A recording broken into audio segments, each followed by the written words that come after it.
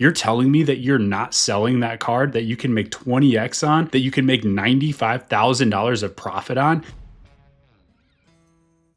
We've all had this thought, especially with the way the card market is exploding right now, but you look at a card that went crazy and you just think, man, if I had only bought it back then, I'd be rich by now. But the reality is, no, you wouldn't, because you wouldn't have held it. And once you understand why, it'll completely change the way you approach buying and selling cards. Let me prove it to you here. Let's talk about Shohei Ohtani, whose market seems to be rising endlessly and has been for quite some time now. If we look at this 2018 Bowman Chrome Gold Refractor Auto, a BGS 9.5 recently sold for almost $250,000. Now, if you look back at 2018, early copies of that card sold for around $5,000 to $6,000. So the natural reaction is to say, man, had I only bought one of those back in 2018, I'd have $250,000 right now. But here's the problem. It's easy to say that now because we know what's happened to that card. But in the moment, every step of the way, you don't know if that card's going to continue to climb or if it's going to drop back down. So every single time that card climbed another $5,000, another $10,000, it goes from 5 to 10 to 20 to 50 to $100,000 for the first time. You're telling me that you're not selling that card that you can make 20x on, that you can make $95,000 of profit on? I don't think so, guys. That's just not how human beings work. And especially with Ohtani, who is really resetting the bar for what's even possible in the baseball card market, because we haven't really seen a player's chrome autos do this before. Back in the 2010s, it was Mike Trout who kept setting new records for what a chrome auto could possibly do in this market. But at this point, Ohtani has surpassed Trout and is showing us new things every single day for what people are willing to spend on his cards. The thing is, most cards aren't going to be worth $250,000. Most players aren't Shohei Ohtani. And as such, most players are never going to see values anywhere remotely close to what Ohtani sells for right now. And the other thing is, a lot of the players actually don't pan out. A lot of cards actually go up in value for a little while and then they fall off when a player proves that he's not who we thought he was. And so there's very real risk that you have to deal in when you're dealing in high-end cards like this. I'm happy for the people that are going to make giant money on those cards because they had to have some guts to actually hold them this long. And whether you want to call it guts or just being downright crazy is a different discussion, but clearly it worked out this time around. Now, of course, Ohtani is the extreme example here where we're seeing enormous gains on some of his cards, but there are so many players that are up big money right now. And at the end of the day, it's the same thing with each and every one of them. As they say, hindsight is always 20/20, and so it's easy to say now that lots of these guys were super obvious. Of course they were obvious because we're looking at it after it's already happened. If you want, I can tell you what yesterday's winning Powerball numbers were. That doesn't mean we can go back in time and actually use them. And so bottom line here, it's one thing to look at prices and say, oh yeah, I should have known that. That was easy. I could have done that. This was obvious. It's another thing entirely to actually hold that card through the struggle of trying to decide when is time to sell, when is enough enough? Do I keep holding out and risk that this card falls off versus just selling and cashing in when the payday is there? Now the learning here comes from the part of this that people often ignore,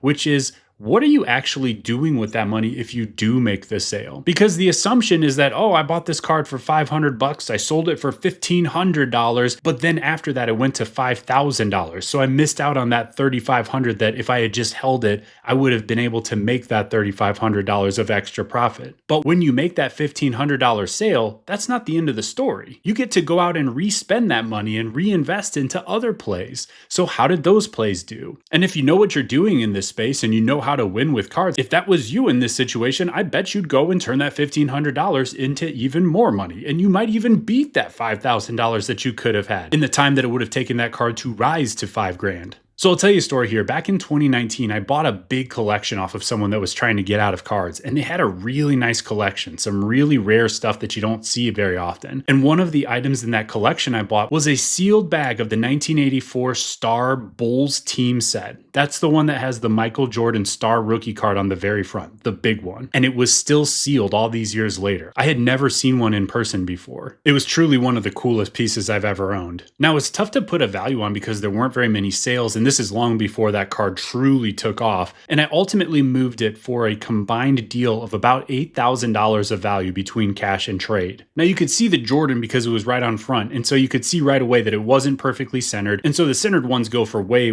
more, of course, than the off-centered ones. But if you look at the handful of sales of these over the past year or two, you'd probably estimate the value around 30 to 40 grand. And I only got $8,000 for this. Man, what a dope, right? Well, maybe not. Because first of all, the reason why I bought that lot wasn't to hold things forever. Given that I provided that seller with liquidity and I bought their entire collection in one shot, I was able to negotiate a solid discount on the lot. And so from day one, my strategy wasn't to hold those cards, it was to flip them and make the profit right away. And secondly, what you have to look at is not what I sold that item for, it's what did I do with that money and with those cards that I took in exchange for that item. Because by the time that I flipped the cards that I took on in trade, I was up to $11,000 from that deal. And even back then, I was still heavy into grading. So I reinvested almost all of that money into grading plays. And within the first year after making that move, I had more than doubled my money and was over $16,000 of value. And so that was back in 2019. So I'll let you use your imagination for what you think that 16 grand has turned into over the past 7 years as I've continued to reinvest that money over and over. And so one thing you got to keep in mind, when the market is strong, it feels like everything continues to rise endlessly, and it just doesn't always work that way. Things can turn south, and you never really know when the peak actually happens until you have the benefit of hindsight after the fact. All we can do is the best we can with the information that we have in the moment. And I'll tell you what, I'm stuck with cards from over the years of plenty of players who I thought were going to be better than they ultimately ended up being, and I ended up never having a chance to get out of those cards for the money I thought I'd be able to get from them. So if your strategy is just to buy and hold everything endlessly, hoping for one of these lottery ticket wins,